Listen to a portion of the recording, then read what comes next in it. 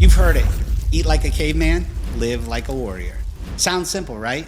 But the truth is, paleo could either be one of the most powerful ways to eat, or it could leave you feeling much, much worse than before. So let's make sure you get it right. A lot of people hear paleo and they think it's a green light for all the bacon, steak, and ribs they want to eat. But done wrong, it could actually spike your cholesterol, wreck your digestion, and drain your energy. Today, I'm going to be breaking it down so you know exactly what paleo is, why it works for so many people, the hidden pitfalls, and how you can make it something that you actually can stick to in real life. Paleo is built on one simple principle: eat the foods we've eaten for most of human history. Whole, unprocessed foods our ancestors could hunt, gather, forage, things like meat, fish, vegetables, fruits, nuts, seeds, and healthy fats. It cuts out grains, legumes, dairy, refined sugars, and processed oils. The idea is that our bodies are still wired for the nutrient-dense, minimally processed foods of our past, not the factory-made stuff that's taken over in the past 100 years. When you do it right,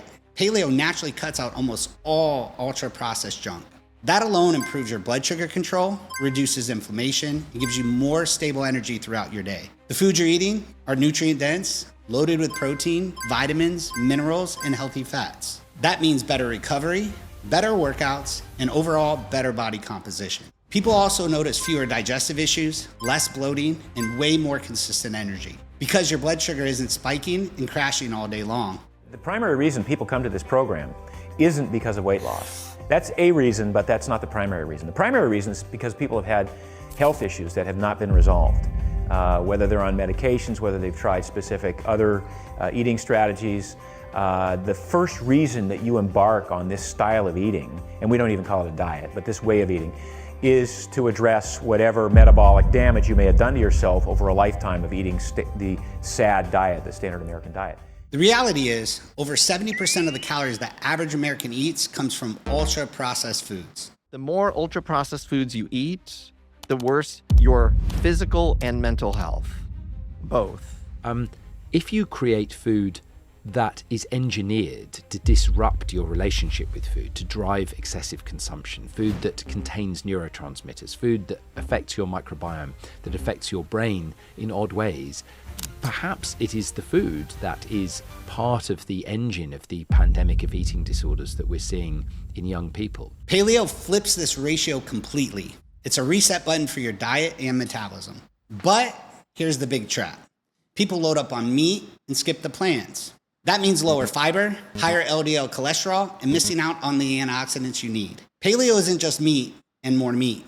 It's supposed to be plants with protein working together. I've yet to see a study where fruit and vegetable intake, whole grains, fiber does not decrease the risk of cancer and does not decrease the risk of all-cause mortality.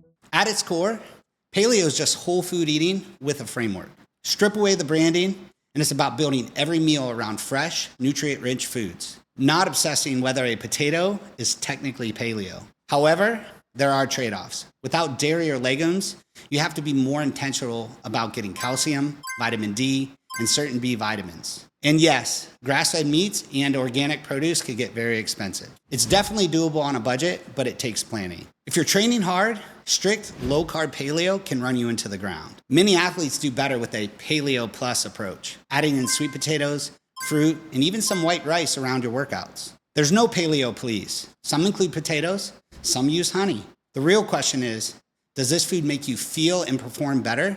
If the answer is yes, it probably belongs in your version of paleo. The people who stick with paleo long-term aren't perfect. They use it 80% of the time, and when life happens, they enjoy it without guilt. That's how you keep results without burning out. Also, let's clear a few things up. Paleo isn't zero carb.